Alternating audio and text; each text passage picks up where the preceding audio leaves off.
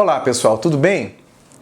Retomando então a discussão sobre a estrutura familiar e as relações de parentesco, vamos ver então quais conceitos fundamentais nos permitem interpretar e navegar e compreender essa imensa diversidade de modelos que a gente tem de organização social. Então, os modelos que eu vejo como os conceitos que eu vejo como úteis são os conceitos relacionados à linearidade, né? E a partir dessa organização linear, o distanciamento ou a proximidade desse núcleo familiar. Ou seja, nós vamos pensar em dois grandes conceitos diferentes aqui. O de círculos concêntricos, vamos dizer assim, né, em que eu tenho núcleo e eu tenho proximidade e afastamento desse núcleo, e como que o que está contido ou não nesse núcleo faz parte desse núcleo. Normalmente, nós vamos ter famílias ou relações de parentesco, sociedades que vão ser patrilineares, sociedades matrilineares e sociedades bilaterais. O que é uma sociedade matrilinear? Uma sociedade matrilinear é aquela sociedade na qual o parente é definido pela linhagem, pela sucessão de filhos, ascendentes, descendentes, com base na figura feminina. Então, uma sociedade matrilinear, né, de linhagem da mater, né, da mãe, ela vai... eu vou me enxergar como filho da minha mãe. E a minha mãe, por sua vez, se remete à minha avó, mãe dela, e assim sucessivamente. As sociedades patrilineares são o oposto disso, no qual a linhagem ela vai ser definida pela figura masculina. Ou seja, o que eu vou identificar como grupo familiar é aquele grupo no qual a linhagem ela vai seguindo a figura do pai.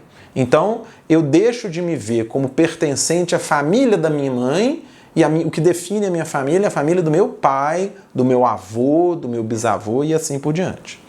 E as relações, as famílias, né, bilaterais ou as estruturas bilaterais de parentesco são aquelas sociedades nas quais eu me identifico como pertencente tanto à família da minha mãe quanto à família do meu pai. Aí eu vou fazer uma reflexão aqui, né? Qual que é a estrutura da família tradicional ou a estrutura geral da cultura brasileira? Ela é patrilinear? Ela é matrilinear? Ou ela é bilateral? Como que nós nos vemos? Eu entendo que nós nos vemos como uma família bilateral. Ou seja, a gente sempre tem... Pode ser que até tenha importâncias diferentes conforme a família de cada um, mas eu sempre me vejo como pertencente à família por parte de pai. A gente tem até essa expressão, né? Família por parte de pai, família por parte de mãe.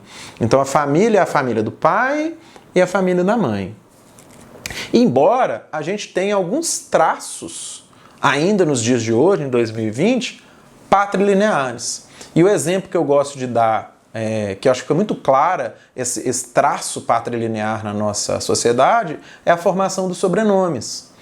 Então, no Brasil, nos dias de hoje, o sobrenome ele é sempre composto, né, ou quase sempre composto, 99,9% dos casos ele é composto, e ele é formado pelo nome, pelo prenome, né, o nome Roberto, ele é feito pelo nome da mãe e em seguida pelo nome do pai. O último nome é o nome do pai.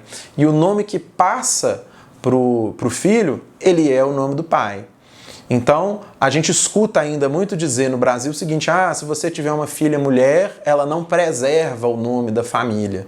Por quê? Porque o filho dela terá o nome do meio, o sobrenome do meio, o sobrenome da minha família, mas já o neto, ele já não mais terá o meu sobrenome. Só alinhar. Então, aí a gente vê direitinho o traço da linhagem. Qual que é a linhagem que permanece? A linhagem que permanece é a linhagem do pai, né? Agora, como que nós nos vemos? Por isso que eu acho que é um pouco ambíguo. Como que nós nos vemos? Nós nos vemos como pertencentes à família da mãe e à família do pai. Passa o Natal, o almoço de Natal na casa dos avós paternos e a noite da véspera de Natal na casa dos avós maternos. Por exemplo, né, nós pertencemos às duas famílias. A gente não acha, por exemplo, que o primo por parte de pai é mais primo que o primo por parte de mãe. A gente não acha que o tio, irmão da mãe, ou a tia, irmã da mãe, é mais tia do que a tia, irmã do pai. Então vocês veem que é bilateral, né, nessa consideração da nossa posição no mundo, mas, por exemplo, em relação ao nome, a gente pode dizer que é patrilinear. Outro conceito interessante é justamente esse conceito, né, que eu já me referi no outro vídeo, de família nuclear, família parental, família natal conjugal, pequena família, são vários nomes, e essa família extensa. Quando nós estamos falando de uma linhagem materna, matrilinear, ou uma linhagem patrilinear, ou seja, linhagens unilaterais, eu acho que é mais clara a definição dessa família extensa, né? Quando a gente está falando de uma linhagem bilateral, como é no caso da nossa, é bem mais difícil a gente definir os limites da família extensa. Porque, a rigor, se você for pensar, no fundo a gente é parente de todo mundo.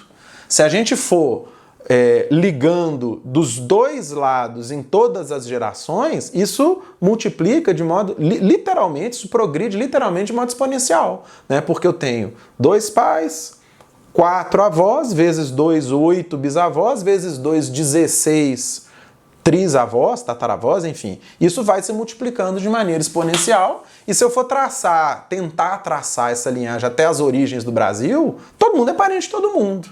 Então esses limites, eles vão ficando cada vez menos definidos, ao passo que nas linhagens unilaterais eles são melhor definidos. Eu não estou dizendo isso como uma vantagem ou como uma desvantagem, eu estou falando em relação a uma questão de definição. Então, como que o direito resolve esse problema? Como que o direito resolve essa questão?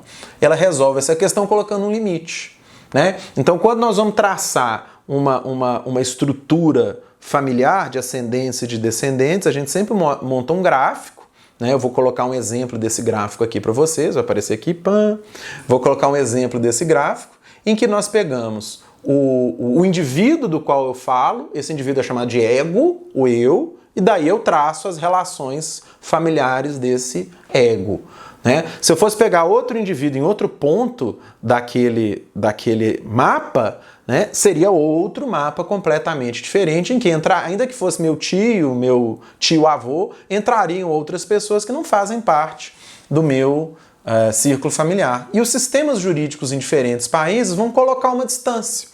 Olha, será considerado seu parente para efeitos sucessórios, para efeitos legais, é o que nós estamos dizendo aqui, até determinado grau, né? No Brasil, a gente conta os graus a partir das gerações, que era como os romanos também contavam. Então, se eu quero saber qual é o meu grau de parentesco com meu irmão, ele é meu parente de 2º grau. Por quê? Porque eu subo uma geração até meus pais e desço uma geração até meus irmãos. Até meus irmãos, né? Eu só tenho um, mas meus irmãos hipotéticos.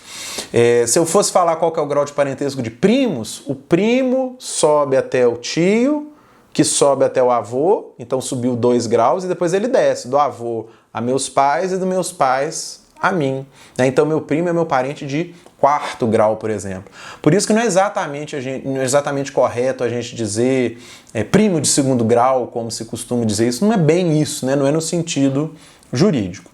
Então é assim que a gente faz a delimitação ali do ambiente familiar, para saber a pequena família, né, que no modelo que a gente tem é o casal, né, embora com todas as ressalvas que eu fiz de modelos familiares diferentes, monoparentais, homoafetivos, enfim, família mosaico, todos os modelos que a gente vê na nossa sociedade, mas a gente tem essa ideia de um núcleo e de uma família mais ampliada. Em relação ao gráfico aqui que o Frost e o Hubel colocam, eu vou ler algumas informações aqui interessantes deles. Eles fizeram uma análise aqui de cerca de 860 sociedades diferentes, e no bojo dessas sociedades, olha que interessante, 1/3 é bilateral, cerca de 46% é patrilinear, e o restante dessas famílias é matrilinear. Então olha só como é que essa amostra de 860 famílias, olha como é que isso é variado. Né? E eles ainda mostram mais detalhadamente, repartindo por continente, como que, por exemplo, na África subsaariana, né, a África negra, a África abaixo do Saara, 73% das famílias é patrilinear. Enquanto se a gente for comparar aqui com, por exemplo, a América do Sul, a gente tem que 75% das famílias é bilateral, né, das sociedades da América do Sul. Então é um perfil assim super variado, né, que a gente não pode dizer que existe um modelo, que um é melhor do que o outro, que uma sociedade tem o modelo certo e outra tem o modelo errado. Bom, como que era a família romana? Né? Como que era a família romana? Entrando no nosso assunto e pensando nesses conceitos, a gente tem que pensar em primeiro lugar o seguinte: a família romana ela é uma família patrilinear. Então isso já coloca a família romana como uma família diferente da nossa. Os romanos eles se utilizavam de dois conceitos principais para se referir à família. Eu vou trazer aqui em nosso socorro um outro livro que eu não apresentei para vocês. Esse livro é novo aqui em casa, chegou semana passada, que é o livro do Thomas Marquis, ou Marquis, Curso Elementar de Direito Romano, né, que ele é o livro, pelo que diz aqui, é o livro usado lá pelo pessoal da São Francisco, pelo pessoal da USP, enfim. O pessoal todo da USP colabora, atualiza e trabalhou aqui nesse livro. Então, ele tem uma síntese bem interessante e curtinha sobre a família, e sempre eu coloco aqui do lado o Moreira Alves, que também tem uma síntese bem bacana sobre a família. Como sempre, o Moreira Alves bem mais detalhado. Tem hora que é bom, tem hora que é ruim, porque às vezes nós nos perdemos nos detalhes, né? Principalmente quem está começando a estudar. E o Thomas Marquis um pouco mais sintético. Mas ambos vão trazer duas noções de família que estão referidas no digesto. A família próprio iure e a família comune iure. O que é a família próprio iure? É aquela família sujeita ao poder do paterfamilias. Então essa, do pai da família, que nós ainda vamos falar quem que é. E o que é a família comune iure? A família comune iure seriam aqueles membros da família que estariam sujeitas ao mesmo paterfamilias caso ele não tivesse morrido. Então vamos imaginar o seguinte: a família romana é uma família patrilinear, que eu tenho a figura do pai da família, ele é o homem mais velho vivo, tá? Esse que é o paterfamilias, daquela linhagem que está ali, e quem compõe essa pequena família dele, essa família próprio iure, são quem? A esposa, os filhos, as filhas, as noras, os genros, os netos e os adotados, que são chamados de agregados ou são chamados de clientes. Existe uma discussão sobre o escravo é bem, o escravo é pessoa, o escravo compõe a família, não compõe, que nós não vamos entrar nela aqui. Então esse paterfamilias é o homem mais velho, vivo, né? E todo mundo que está ali sob o poder desse paterfamilias compõe a pequena família, que é a família próprio iuris. O que se diz aqui no digesto? Diz o seguinte, olha, por direito próprio, né, o próprio iure, dizemos família às muitas pessoas que estão sujeitas por direito ou por natureza ao poder de um só. Isso é uma citação do digesto de Ulpiano. E a família comune iure? Por direito comum, comune iure, só corretamente serão considerados da mesma família porque foram gerados da mesma casa e da mesma ascendência. Tá? Eu pulei aqui propositalmente um pedaço dessa citação para que vocês tenham em primeiro lugar essa imagem. Tá? Então existe um pai de família que forma a família própria iure, depois eu vou voltar nela. Família própria iure, e esse pai ele tem filhos, filhas, ele se casa, tem netos, então todo mundo faz parte daquela família. Só quando esse pai morre, que cada um dos filhos constitui a sua própria família. Por isso que eu disse no começo que não existe no direito romano é a noção de maioridade como a gente tem. Tá? Então, o que existe no direito romano é a noção de sujeito de direito próprio e sujeito de direito alheio, né? Pessoa de direito próprio e pessoa de direito alheio. Em latim isso é persona sui iuris e persona aliene iuris. Então só o pater familias, ele é a persona sui iuris, ele é o sujeito de direito, ele que é pessoa, entre aspas, muito entre aspas, tá? Eu só faço isso quando é muito entre aspas. Ele é o maior capaz, muito entre aspas. Todos os outros que estão ali, que são aliene iuris, filho, mulher, genro, nora, neto, etc., são como se fossem relativamente incapazes. Eles estão submetidos ao poder do pater familias. Muitas aspas, tá, gente? Isso é uma comparação grosseira, só para a gente ter uma noção aqui. E aí o que acontece? O filho cresce, a filha cresce, casa, tem filho, fica velho, continua sob o poder do pater familias. Então eu posso ter o pater familias com 80 anos de idade, ele pode ter um filho de 65, poxa, mas 80 menos 65 dá 15, os romanos tinham filhos muito jovens, né? Talvez os homens nem tão jovens, os homens tinham filho com mais ou menos 20 e as meninas já começavam a ter filho com 14, 15 anos. Então eu tenho um homem de 80 anos com um filho de, 62, e esse filho de 62 ele está sujeito ao pater familias. Ele só se torna pater familias quando o patriarca morre. E aí, imaginem que esse senhor, esse patriarca, morreu e ele deixou lá 3 filhos homens, cada um com a sua árvore que abre ali para baixo, né? Então, esses 3 filhos homens com as suas famílias ali para baixo, um dia eles estiveram submetidos ao mesmo pater familias. Então, portanto, eles fazem parte dessa família comum, né? Então é essa que é a comune, não falar errado aqui não, tá, gente? Comune iure. Então eles fazem parte dessa família, por quê? Porque uma vez eles estiveram submetidos a esse pai. Bom, continuo no próximo vídeo com os conceitos de parentesco agnatício e cognatício. Até o próximo.